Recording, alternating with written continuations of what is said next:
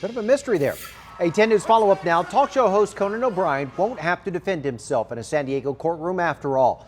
4 years ago, a comedy writer from Carmel Valley named Alex Caseberg sued O'Brien, accusing him and his staff of stealing several jokes from his blog and social media. O'Brien says it was a coincidence that his writers came up with similar jokes.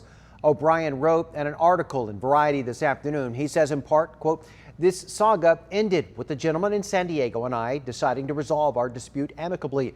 I stand by every word I have written here, but I decided to forego a potentially farcical and expensive jury trial in federal court over 5 jokes that don't even make sense anymore.